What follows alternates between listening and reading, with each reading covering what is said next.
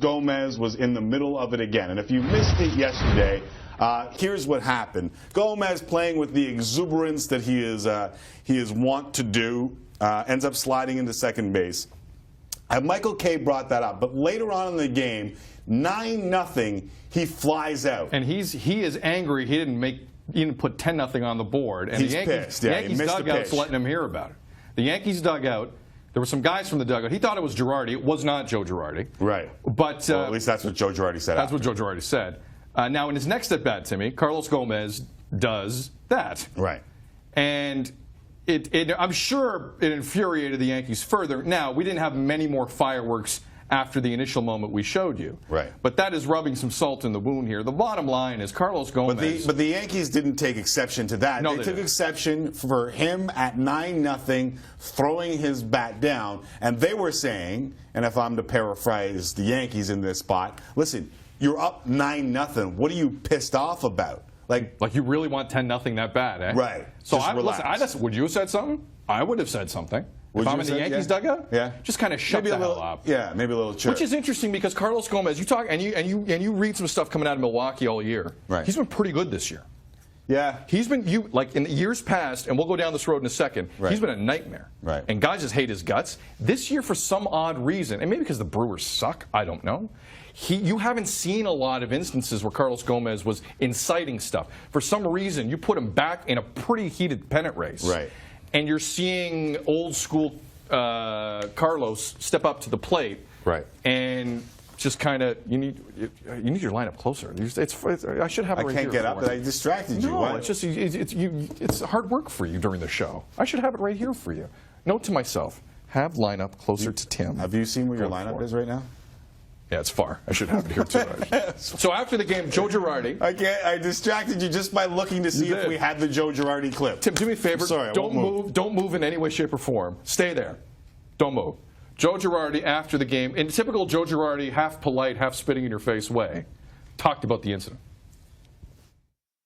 I think some guys took exception to the way he flipped the bat and started, yelling on the ball, and we're getting beat 9-0.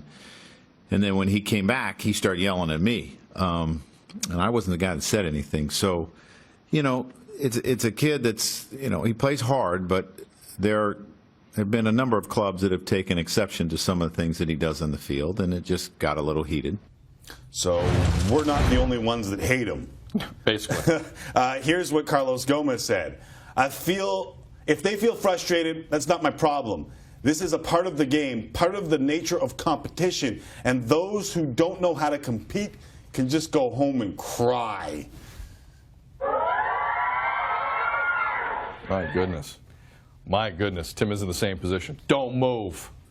Don't. I will not. Don't move. You already told me. Don't get distracted again just because I'm not moving and doing what you said. But now you're telling me. Just don't move. So last night in New York, it wasn't the only kind of hot spot in Major League Baseball. In Philadelphia, the Mets were taking on the Phillies. Now, the day before, Hansel Robles, reliever, and Gretel, was quick pitching. So he was trying to get a pitch in there before the guy was ready, which, if he's not ready, can get dangerous in Major League Baseball. So that was 2 nights ago. Last night, your boy, Hansel Robles of the Mets, does the exact same thing when the batter is not ready. The Phillies dugout, who have the worst record in baseball and are right now in the middle of hell, have had enough. Jeff Francoeur says, "No way, kid." And then Larry Boa, love old guys losing it, comes out and says, "Hey, this is a bunch of malarkey. Right. This is a bunch of malarkey." And it's a bench coach, right? That's a bench coach.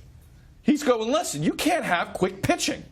Guys can get hurt. He did it last night. He did it again." Right. So now we're in a situation where, and Timmy brings it up today, I think it's a valid point. Please stop doing that.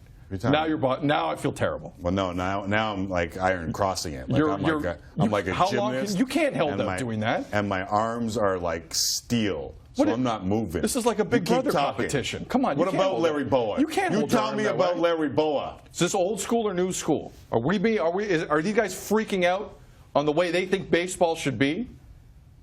Or are these guys properly disgracing the game and should be called out? But should we separate the two? Because the Boa, to me, seems like he's got a point here, right? Like, it's in the rule book. Yeah. And it can be very dangerous if a guy's not ready for a 90-mile-an-hour pitch and he leans in or starts digging his cleats in. I got to move to show this.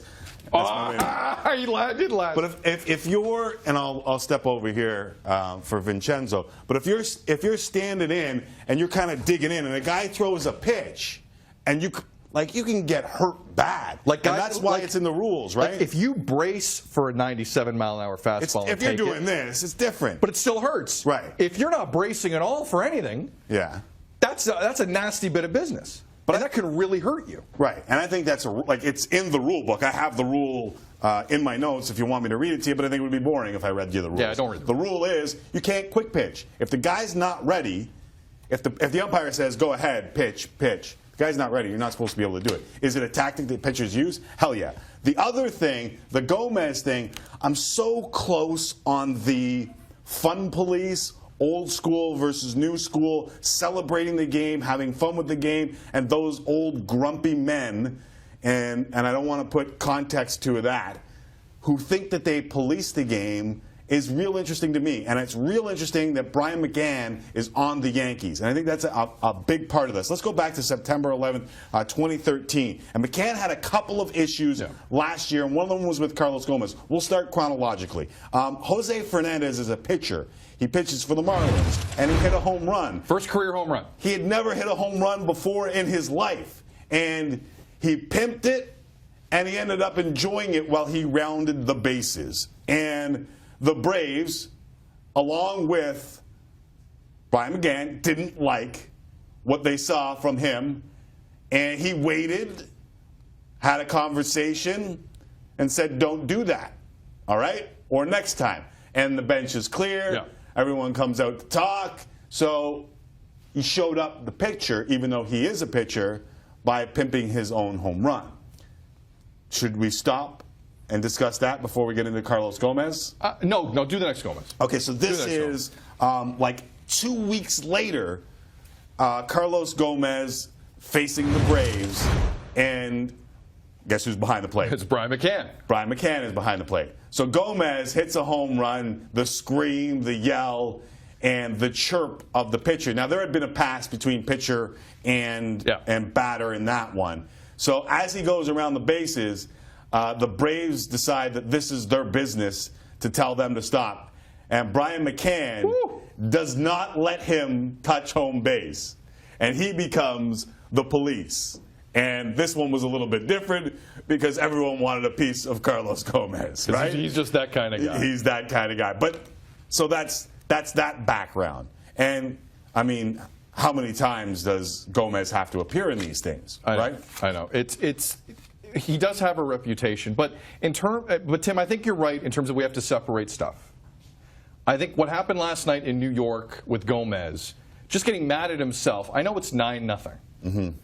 But let him get mad at, I don't know if that is a huge aggression on the other team. Maybe if I'm frustrated, I'm a Yankee, I say something. But really, he's just getting mad. That's just his reputation preceding him. Right. Is what I think. Right. That stuff in Philadelphia yesterday, I thought was a joke. If I'm Larry Bow and those guys, I'm just as upset because somebody can get really hurt. But the Gomez thing, I don't think he meant any harm. Now, I want to take this somewhere, and we don't have nearly enough time, but I think guys like Carlos Gomez sometimes get targeted for pretty obvious reasons. Right. And I think there's a lot of guys in Major League Baseball who are just as excited, who do the exact same things, who are just as energetic. Hell, we have some in Canada. And you don't pick them out, and they're not troublemakers, and they're not this, and they're not that. And I think sometimes we look at things like this, and we don't call it for what it is because it's uncomfortable for everybody. Right. But we all know what's going on in a way, right? There is a socioeconomic factor. Let me put you this way. Let me put you this way. There is a flair that certain players from different countries play with, and there's some grumpy old white men in the game who don't have any time for it. I'm not suggesting Bryce Harper hasn't taken some shots in his young career. He's 22. Yeah. He has. He has, and people have told him to calm the bleep down. But if Bryce Harper does that, do people freak out? Yells, I just don't see it.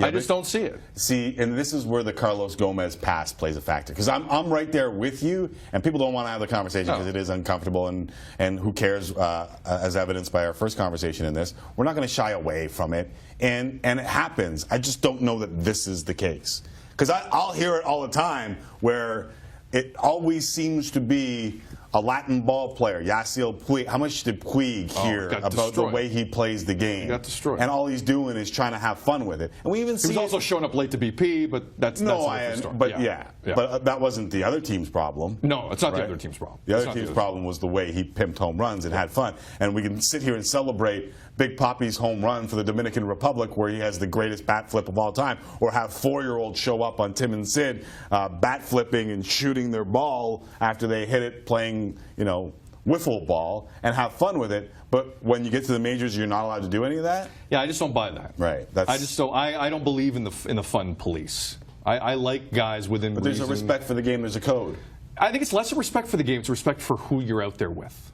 Right. I think when people say respect for the game, it's respect the other side. That's what we're really talking about, right? And the Yankees felt disrespected. But I don't think there was anything malicious in that 9-0 moment for Carlos Gomez. But I also think... But his reaction to it always, incites the riot. Just it's 2015, and I think BS time is over on this. And I think certain players in every sport get it way worse than other guys because they are different.